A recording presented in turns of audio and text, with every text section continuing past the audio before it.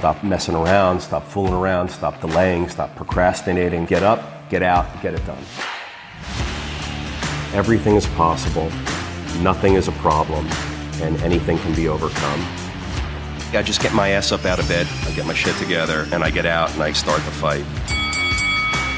And that will transform you from a mere mortal into a superhuman being. I've never, ever, ever met anybody who told me that they got rich watching their IRA or their 401k.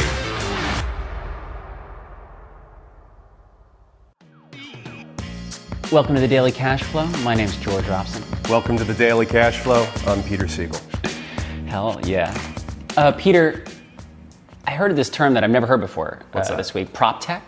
Yeah. That, what do you mean you never heard of that? Well, I think you're in the industry. You're probably familiar with it. I hadn't heard it before, but it's apparently exploding in search engines over the last 2 years, property technology. Mm-hmm.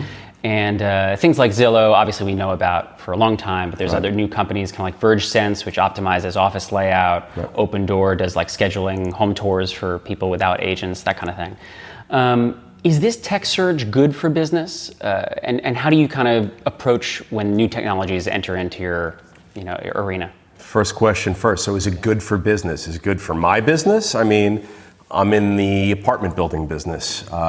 Typically, owning and managing apartment buildings is historically unsexy, unsophisticated, unadvanced. So any sort of technological advancement, I think, is a welcome thing in my business, in my industry. Now, whether or not everybody in my industry embraces it or not, that's their own individual decision. I've always embraced technology. I want to be on the cutting edge. I want to have advantages over my competition. I want to be best in class.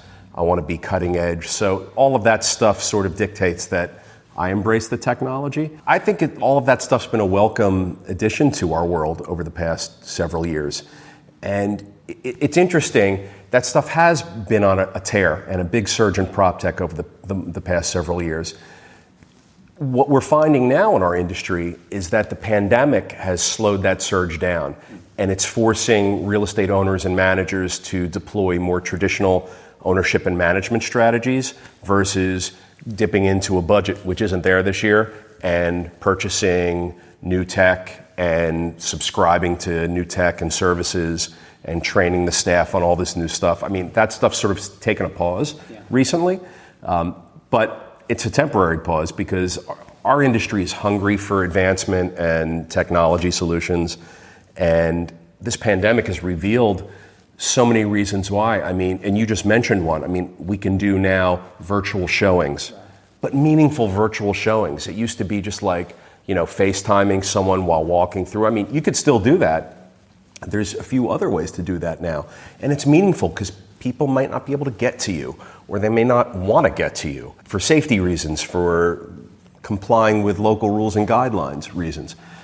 So the tech is a solution for that. And there's management solutions, there's financial solutions, marketing, advertising solutions, social media strategies. So there's all sorts of digital and technology strategies which we can now deploy in our industry, which are most recently available to us. It's just great.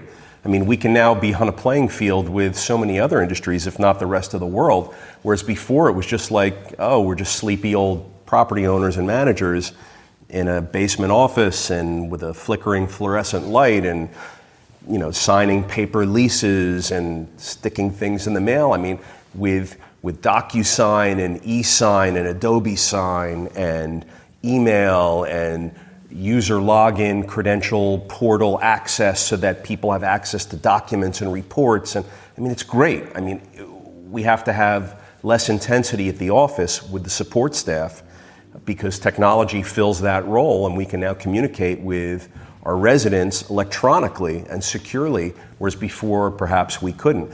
We now need way fewer file cabinets to hold massive amounts of paperwork and documentation for each building, because now we can store things electronically and access them remotely. So these are all great things that are reducing the footprint of a property owner or manager in their management effort and potentially reducing the head count in the office that it takes to run the same amount of units under management. I mean, I'm all for it. I suggest for anybody out there to do a deep dive in all the various technology solutions that are now available to us in our business and find some that work for you. There's a bunch. I have this conversation a lot. It's sort of turned into a joke now. My brother, who's in a similar business as I'm in, but in retail and office, we always sort of gently beat each other up and poke at each other for fun. And we'll always say, oh, technology, yeah, technology.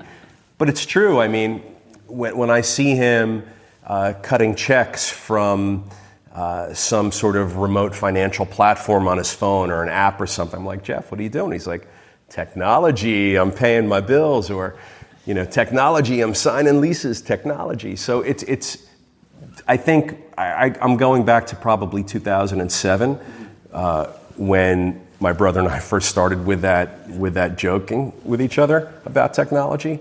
But now we're in 2020, soon to be 2021, and we're all about it. And if you don't embrace it, you're going to get left behind. That goes to seeking change and be adaptable and be able to pivot and change with the times. So the times are now offering us these great solutions. You got to be able to embrace it, because you're going to get stepped on if you don't. Yeah, I was going to ask about that. Have you seen colleagues or competitors be slow to embrace kind of new advents? I have. I've seen, and that's only good for me if they're in my market, so they can sit back and be slow and, stick their thumb up their asses or whatever they want to do about it. I'm going to plow forward. And technology and the advancements in management tools that are available to me now are going to enable me to just capture more market share, be faster to market, move more swiftly, capture applicants and prospective tenants in the marketplace more quickly than they can catch them. So they can do whatever they want. I don't really run my business based on what other people do or don't do, but yeah, I do see people sitting back and acting slow to embrace and adopt these technologies. And I see other people being on the forefront of it. I mean, up until the pandemic, I was seeing my peers in the major urban market really embracing technology more quickly and more widely.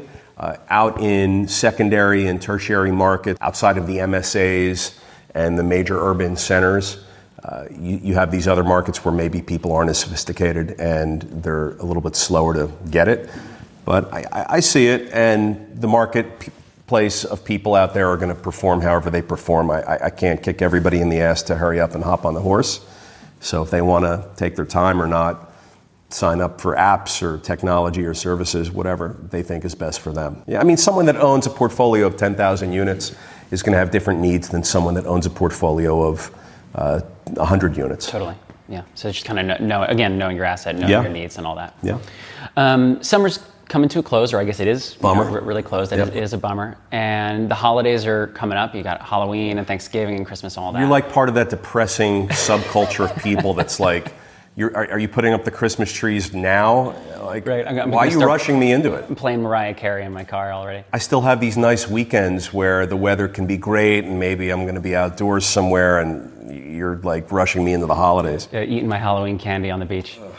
So my question is, do you shift gears at this point with your business? Does business pretty much stay the same? And how do you handle that? I've told you before, my business has its cycles like all businesses do. My business cycles are monthly and then annually. I don't really have a cycle that begins or ends with the end of summer or the approaching of the holiday season. Those two things and times of the year don't really impact me at all. So I really focus on my busy rental season, which is typically January through June, and try to keep my eye on the ball otherwise on macroeconomic events. So interest rates have been very low this year so far, and then oddly enough, today the Fed announced that they intend on keeping interest rates very low for the foreseeable future, up to several years out. Yeah, Powell's been very outspoken about that. Right, so that's going to be a very market favorable condition for people in my industry to now operate within. And really, I'm focused on supply and demand factors, the availability of quality apartment housing in my market, if there's a lot of it or a little of it, and then I'll make decisions on pricing and marketing based on what supply and demand is telling me. I'll look at new housing starts, if there's someone next door down the road who's going up out of the ground with new apartment rental housing, a new building that they're building from the ground up that didn't exist last year, but now next year it's going to exist. I mean, that's going to come online. It's going to compete with me. I have to understand what the competition is going to be. Are they going to be priced where my product is priced? Or are they going to be at a higher price point so I can leave them alone and let them do their thing because we're going after different segments of the market? I mean, those are the types of things that will drive my day-to-day and monthly and annual business decisions, more macro factors like that. I mean, the summer ending and the holidays coming. The summer ending is just a bummer for us here in our market at the shore, George, because we just love being down here. We love being outside. The holidays, all I can think about is how fucked up 2020's been for everybody this year. And I hope the holidays are a happy time for people. And we don't know what it's going to be. It's a few months out, but I hope that things perhaps improve and continue to improve worldwide, in our area, everywhere, so that we can maybe enjoy holidays a little bit this year. That I'd love to see, but that's not a business issue for me. That's just a wish that I have for everybody.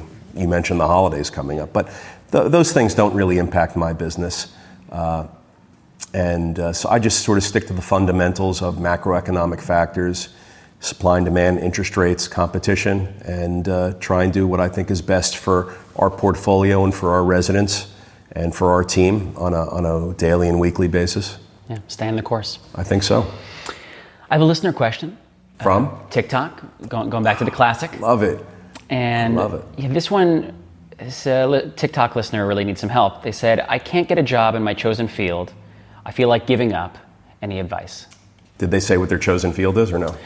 They didn't mention it in this one, but I can maybe put it in the show notes. So I think first you have to exhaust all of the normal channels. I don't know what industry this person's seeking to get into, but you have to really be aggressive. You have to stand out. We've talked about these things. You have to have good presentation skills, good eye contact, so speak well, impress people. So if you're having meetings trying to get in through a door, make sure that you're checking those boxes and you look right and you sound right and you have the knowledge to talk the talk a little bit. So otherwise, I think you've got to find the person that's in your area that's excelling at the thing that you want to do, that's doing the thing that you wish you were doing. Hunt them down and offer to work for free for 3 months, for 6 months. Show up early, stay late, work nights and weekends if you have a main job that doesn't afford you to work for free right now. Maybe you can tag along on special projects or work nights. You can come after your other job ends. Do it for free for 3 or 6 months. You're going to gain contacts. You're going to get experience. You're going to be in the door in the industry that you want to be in. You're going to have to try this 2, 3, 5, 7 times. I mean, you're not going to get a yes on the first time you find someone and ask them if you can work for them for free. But you will get a yes eventually. So if you're having trouble breaking in, come in that way. I mean, make it what you can deliver to them as opposed to what they're going to be delivering to you. You have to be comfortable with just getting contacts, knowledge, and experience out of this deal. And if they hire you, then great. But really, what's going to drive a hiring decision is how much you slay them and how much you blow the doors off of them in those 3 or 6 months. So it's up to you. If you get in the door, you got to crush. And if you crush, and if you're impressive, they're not going to want to let you go. I think 9 out of 10 times you're going to get a job offer. You're kind of creating your own internship there. You got to create. Look, you don't wake up in the morning and have a slew of opportunity next to your bed fanned out like a deck of cards that you can then go choose from. It's up to you to go seek it out, find it, have a radar screen that allows you to openly look for it and identify what opportunities are. And if you can't find the opportunity you want, create the opportunity that you need. As far as them giving up, do you have any particular advice about that feeling? I know you haven't really had that feeling in a long time. It's never over until it's over, right? We've heard that our whole lives, right? Until the fat lady sings or there's so many other examples, but it's never over until it's over. And just expect no to everything. If you wake up knowing that you're going to have a bunch of no's, you're going to be super prepared to just plow through your day and not be impacted by the no's. I mean, I wake up every day, I know everything's going to be a no. I'm not going to have yeses just being thrown at me for everything I want or need or I'm going for. I have to create a yes. So never stop. It's never over until it's over. And just because 1 or 100 people say no, keep going. I mean, there's always another angle. There's always another solution. You haven't found it yet, but I promise you, if you stop, you're not going to find it. And I promise you that if you keep going, the odds of finding it only increase.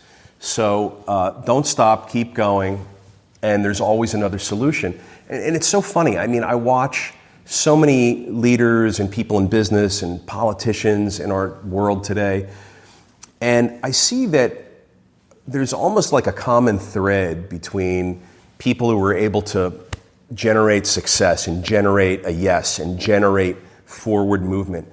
And I think, to me, what I see a lot of the times is that it's sort of like their analysis, their consideration and math that they're doing before they take whatever action it is that they want to do, is that they say, all right, well, is what I'm about to do going to result in the death of myself or someone else, right? No, check. Is what I'm about to do going to result in destruction or damage to property or equipment? No, check, right? Is what I'm about to do going to, orphan my kid or hurt somebody physically? No, check. Okay, let's do it. Like we'll triage and damage control after the fact, but I'm moving forward. It's almost like that's what they do. Yeah, building the plane in the air. Yeah, right. Building a plane in the air. George Robson, everybody, building a plane in the air. So I see that a lot with people, and it's an amazing trait to have, because if you do too much analysis, you get analysis paralysis. Right? If you overthink it, you're not going to be able to move forward. If you overthink it, you're going to spend your resources, time, and energy thinking rather than doing. I mean, at some point, you have to put your pencil down, and at some point, you have to get your ass up out of the chair and go. Right? It's up to you to figure out the when on both of those things. But if you overthink stuff, it's going to be difficult. I'm not saying don't do analysis. Do analysis. I'm not saying don't think about it and plan and consider all the routes and options. Do that stuff. But at some point, you got to be comfortable with your analysis, and you got to get up and go and get out and get it done. So I don't think it's ever over. So if you're out there looking to get into a job or an industry and you get a couple of no's, so what? I mean, you should expect 1 million no's. And if you only get 7 or 8 no's, I mean, shit, you're doing well right now. So it's never over until it's over. Keep plugging away. Find another angle. Find another entrance door. Find another route to take. Offer to work for free. Sacrifice nights and weekends for as much time as it takes to achieve what you want. And when you're in the door, and you will get in the door eventually, you got to blow them away.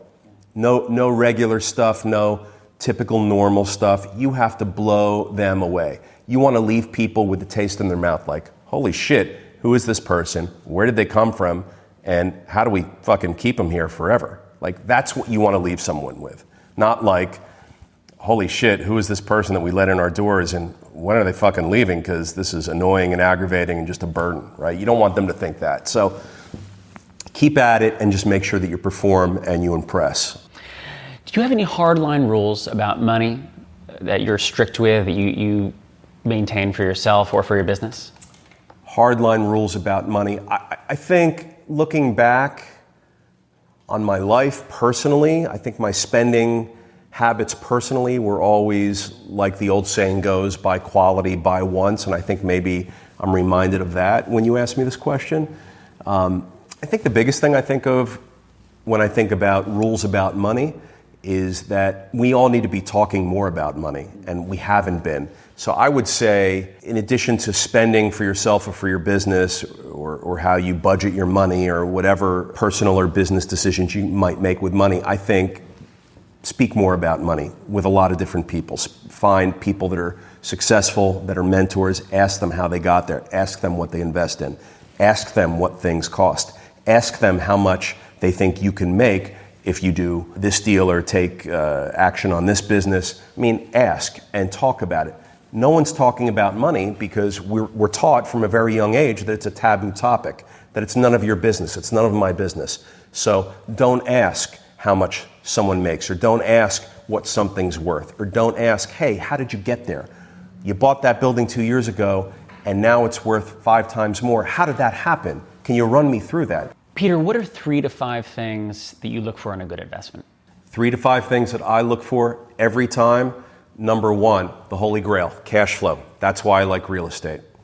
Number 2, all the time, and it's critical, I'm looking for management expertise or experience and a track record of the operator. It's critical because without a good jockey on the horse, your business plan isn't worth anything. Number 3, I'm looking for some sort of patent, technological advancement, or some sort of locational or product advantage that the investment has over all of the other people in the space. If revenue can be diluted easily because there's a low barrier to entry and other people can come in quickly and duplicate what you're going to do, I'm not interested. Number 4, I'm looking for a simple and high likelihood of an exit, right? You want to be able to get your money out somehow. That can happen either through cash flow, through financings, through a sale, whatever it is. I want to make sure that the investment I'm choosing to put my money into is in a market that's a real market where there's real trades happening often with real players, right? If you're in some sort of weird market where there's not a whole lot of comps, not a whole lot of trades, and there's not a whole lot of movement in the waters, it's going to be tough to have an exit. Number 5, I'm looking at the overall macro sector. What industry is it in? Is it an essential business? We've talked a lot about that here, George. I want my investment to be at work in products or services that are in high demand, that are essential, that aren't likely to go away so easily when interest rates move, when the economic environment changes, when a pandemic hits, when all sorts of other conditions come into play. The safer your investment with the macro industry that you're choosing it to be in, the better off you're going to be. Those are my 5 things. Fantastic. All right, Peter, I know you have a meeting to get to, so do you want to do one ZestQuest? And then how many did you come here with? I have 2, but... Well, let's give me 2. Okay, sounds good. All right, so first one is, what is a favorite failure of yours? Oh, man, there's been so many. I mean, man, I've fallen on my face so many times. I mean, really, everything that's got me here to where I am now. I think I'm looking back and thinking back to when I was a kid. I've had business failures. I've had investment failures. We've spoken recently about 1 or 2. When I tried my luck at a .com investment. I've had partnership failures. I've learned from those. I learned how not to have partnerships, and I learned how to have partnerships. I mean, all of those failures lead to something. I mean, and I love them and I embrace them. You can't have success in anything unless you fail a lot of times first. So to me, all of the failures are favorites of mine. I think back to as a kid when I behaved a certain way and I immediately got smacked down. You know, I got owned by whoever the person was that I wasn't acting right towards. And I remember each one of those times. And it helped shape me and my behaviors moving forward. I can remember one time I said something to a teacher when I was in college, and I regret it. I regret having said, I was obnoxious. I was obnoxious in a class, and I made a snide and obnoxious comment, and I thought I was being cute, and I wasn't. I sounded like a douche. But it helped me understand what not to do moving forward. I remember in a business that I was in early on with partnership issues, and the documents sort of said one thing, but the partnership was all behaving in a different way and without regard to the documents, and I didn't really know how to proceed, and I didn't really have control over things, and so I learned what not to do. I mean, that was a big failure for me in terms of having partnership relationships. Since then, I've had nothing but successful partnership relationships. And you need partners and you need relationships in life and in business. So I was really happy to have that failure, because without it, I would have maybe duplicated the wrong thing multiple times, but I never did. I got it right every time thereafter. So I'm really grateful for the partnership failures. I had money failures when I was younger. I didn't know about money. I didn't know how to invest. I had to learn how to invest by having a few successes to refer to, being like, oh, I did well with that. Let's just keep doing that. That's what real estate was for me. But until I had that aha moment, everything was sort of a trial and error at best, and typically a failure. And that really goes back to what was our second question when we talked about building the plane in the air, that, not letting fear of failure stop you from doing things, just accepting that failure is going to be part of it and that you can adjust and adapt from it. Failure happens. You got to know it's going to happen when you wake up every day. What are you going to do about it? When I was younger, I didn't know what I was going to do about it. Looking back, I now see what I did about it. But if you were to ask me, my 18 or 21-year-old self, maybe I didn't have such a congealed and solid answer for you. But now at 52, I can look back and say, yeah, I learned from those failures. I kept going. I never duplicated the thing that was responsible for the failure to have occurred.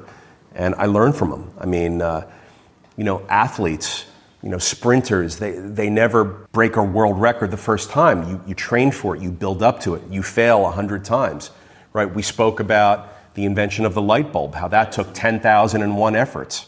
Right, there was a failure 10,000th time, and then on the 10,001st time, it was a success.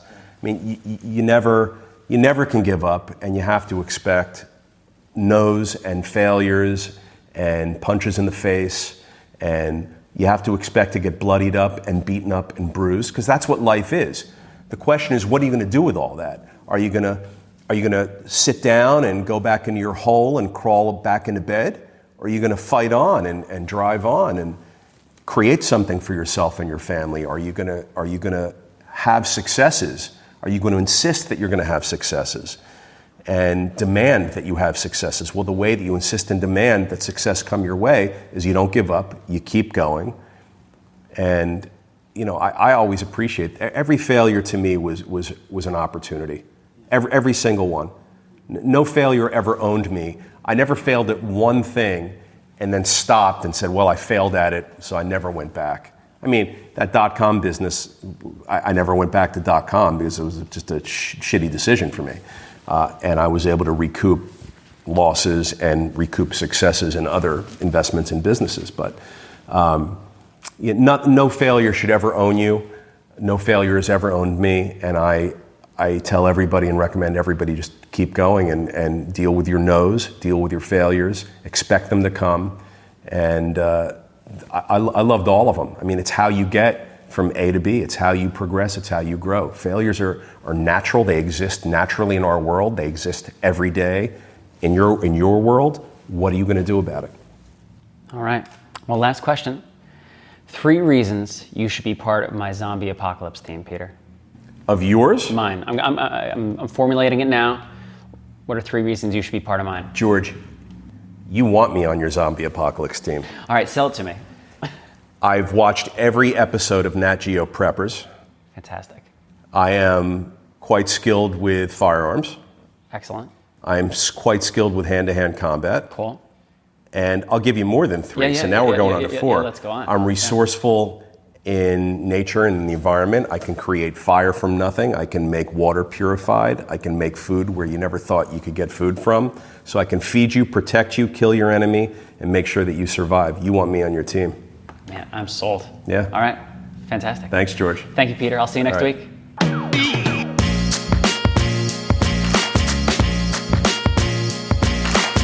If you like what you just heard, you can subscribe to The Daily Cash Flow on iTunes or wherever you listen to podcasts. And we'd love it if you left us a review. You can follow us on Twitter and Facebook @SiegelCap and on Instagram @Siegel.cap. As always, if you're an accredited investor, go to SiegelCapital.com and take our survey to see if you qualify to take part in one of our apartment building deals. That's SIEGEL Capital.com.